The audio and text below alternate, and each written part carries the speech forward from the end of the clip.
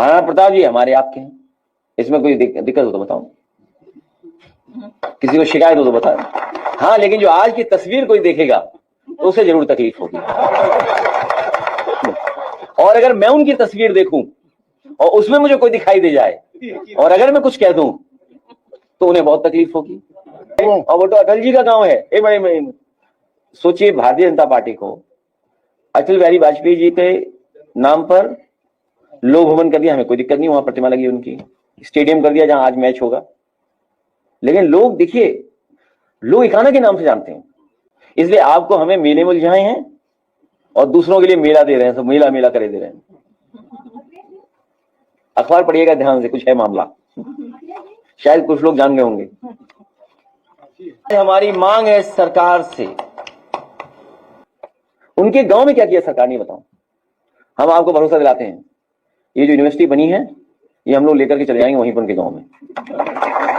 मेरे दोस्तों, राष्ट्रीय अध्यक्ष जी, हम सब आपके आभारी हैं कि आज महाराणा प्रताप की जयंती पे इस बड़े कार्यक्रम में आप उपस्थित हुए, हम लोग को आशीर्वाद देने का काम किया।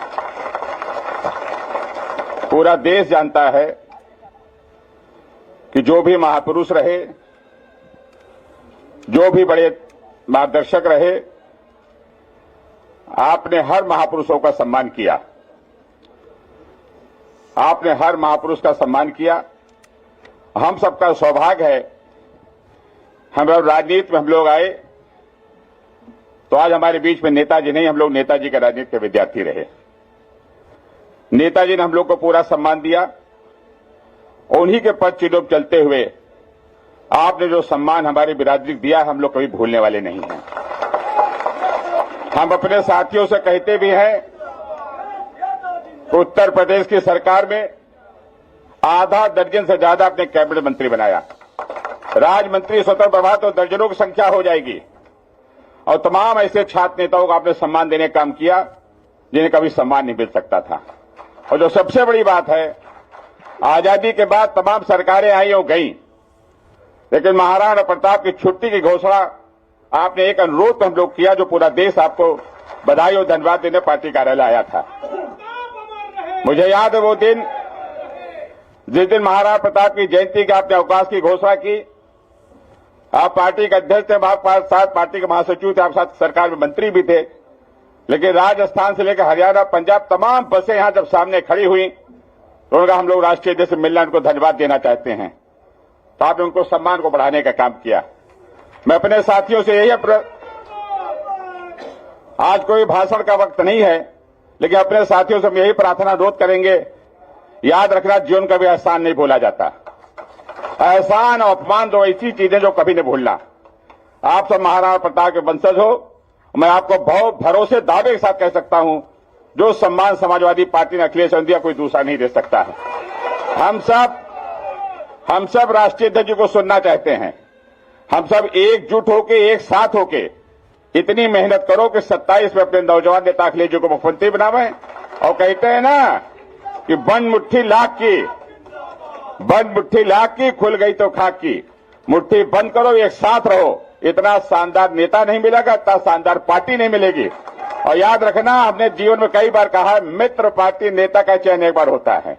मैं आज के कार्यक्रम के व्यवस्थापक उदयवीर सिंह को, धर्मेंद्र जी को इसलिए बधाई देना चाहूंगा, आपने बहुत अच्छी व्यवस्था की। सारे अतिथियों को बहुत बहुत धन्यवाद। समाजवादी पार्टी के नेता पूर्व मंत्री अरविंद सिंह गोप जी का, उनके साथ बड़ी संख्या में समाजवादी पार्टी से जुड़े समाजवादी साथियों का बहुत बहुत धन्यवाद और आभार प्रकट करना चाहता हूं। मैं आपके माध्यम से और मीडिया के माध्यम से आज महाराणा प्रताप जयंती के शुभ अवसर पर पूरे प्रदेश और देशवासियों को बहुत बहुत बधाई और बहुत बहुत शुभकामनाएं देना चाहता हूं। महाराणा प्रताप जी के बारे में कोई ऐसा नहीं होगा जो नहीं जानता होगा। वो हमेशा हमें और आपको प्रेरणा देते रहे हैं, त्याग, बलिदान, वीरता का, शौर्य का। हमारे देश के समाज में अगर सबसे ज्यादा प्रेरणा कोई दे रहा है तो महाराणा प्रताप जी से हम लोगों को प्रेरणा मिलती है। जहां तक महाप्रताप जयंती के शुभ अवसर पर सम्मान में हम लोगों ने एक दिन का अवकाश दिया था, जयंती के अवसर पर छुट्टी की थी। आज हमारी मांग है सरकार से, तो कम से कम भविष्य में 2 दिन की छुट्टी जरूर की जाए, जिससे एक दिन तैयारी हो सके और दूसरे दिन हम लोग बहुत खुशी और बहुत उत्साह के साथ मना सकें। मैं आज के दिन लखनऊ की सबसे प्रतिष्ठित जगह जो भविष्य में बनेगी, न केवल लखनऊ की बल्कि देश की मैं कह सकता हूं, यही हमारा रिवर फ्रंट, जहां पर और महापुरुषों को हमने सम्मान देकर के उनके नाम पर पार्क बनाने की घोषणा की है, वहीं मैं आज अपने सभी लोगों को भरोसा दिलाता हूं कि देश की सबसे अच्छी प्रतिमा अगर कहीं लगेगी तो समाजवादी लोग मिलकर के इसी रिवर फ्रंट पर लगाने का काम करेंगे। न केवल उनके लिए प्रतिमा से सम्मान देने का काम करेंगे, वहीं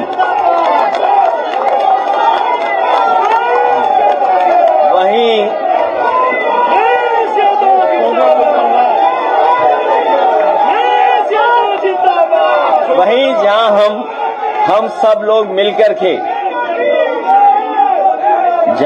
हम सब लोग मिलकर के आज ये संकल्प ले रहे हैं, समाजवादी सरकार बनने पर रिवर फ्रंट जो सबसे महत्वपूर्ण स्थान बनेगा, लोगों के जुड़ने का, लोगों के आने जाने का, लोगों को समय गुजारने का सबसे खूबसूरत जगह बनने जा रही है और बनेगी।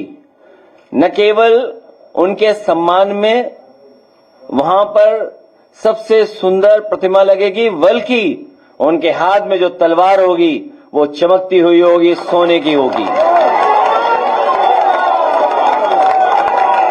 मैं इन्हीं शब्दों के साथ अपने सभी साथियों का और खासकर प्रेस के साथियों से, जो हमेशा हम लोगों को मिलने का मौका मिलता है, मैं सभी प्रेस के और सभी इस कार्यक्रम में शामिल हुए हैं उनका बहुत बहुत धन्यवाद देना चाहता हूं, क्योंकि जिन परिस्थितियों में आज हम लोग इकट्ठे हुए हैं और जो माहौल है, रात दिन सुबह हम लोग कुछ न कुछ देख रहे हैं, कुछ न कुछ हमें सुनने को मिलता है, हमारे मीडिया के माध्यम से भी और जो सोर्सेज हैं उससे भी हमें देखने और समझने का मौका मिलता है।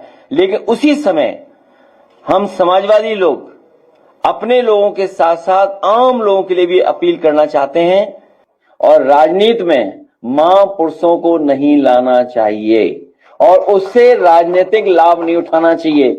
सभी महापुरुष हमारे आपके हैं, प्रताप जी हमारे आपके हैं, इसमें कोई दिक्कत हो तो बताओ, किसी को शिकायत हो तो बताओ। हाँ, लेकिन जो आज की तस्वीर कोई देखेगा तो उसे जरूर तकलीफ होगी, और अगर मैं उनकी तस्वीर देखूं और उसमें मुझे कोई दिखाई दे जाए और अगर मैं कुछ कह दूं तो उन्हें बहुत तकलीफ होगी।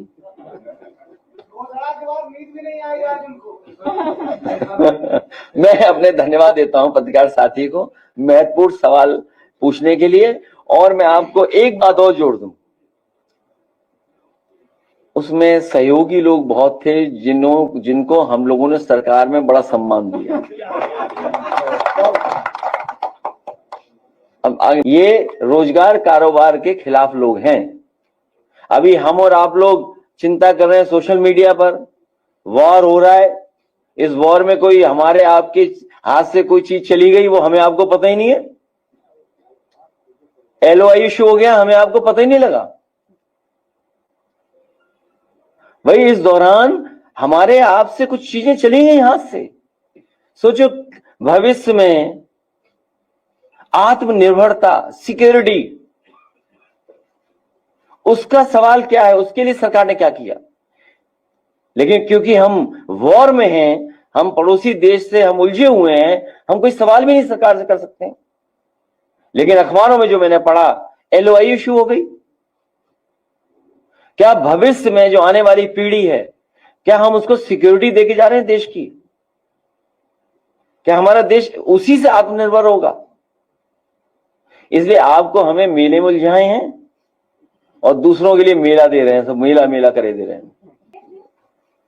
अखबार पढ़िएगा ध्यान से, कुछ है मामला, शायद कुछ लोग जान गए होंगे।